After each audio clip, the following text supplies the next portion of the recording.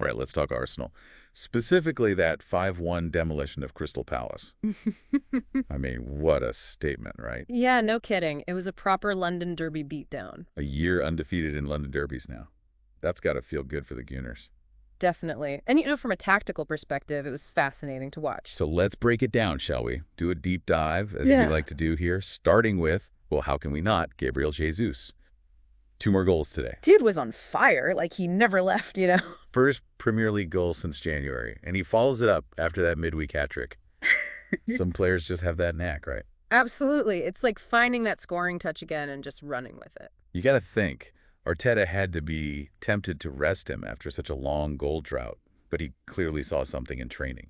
That trust paid off, big time. No doubt. And you could see the confidence flowing back into Jesus with every touch. It's going to be scary to see what he does next. Speaking of scary, that opening 15 minutes, whoa. Back and forth, goals galore. I mean, I loved it. Pure chaos, right? But that's what these derbies are all about. Oh, absolutely. Edge your seat stuff. Sarr with that absolute screamer for Palace, though. I mean, what a hit. Yeah, top bins, no chance for Raya. But then, bam, Arsenal just responds instantly. It was a bit of a defensive roller coaster early on for both teams, wasn't it? It really was.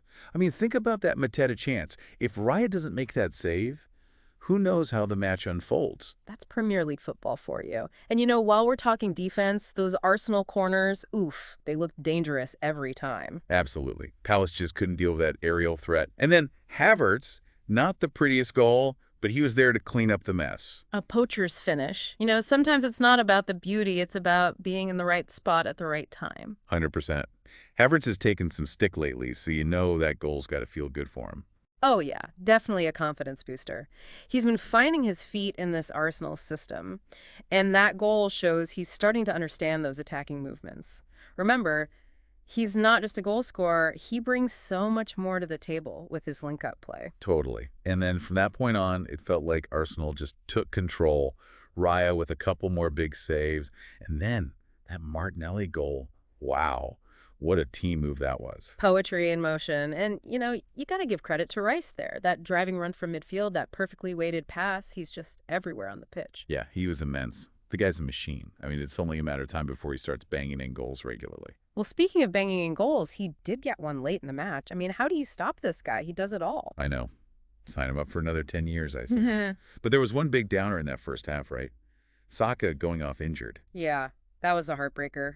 Fingers crossed it's not too serious, because he's been in scintillating form. He really has. You saw how much they missed him in that second half. But you got to give Arsenal credit. Even without Saka, they still ran riot. Resilience.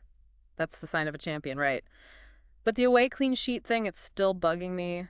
They just can't seem to shut teams out on the road. Yeah, that's a bit of a head-scratcher.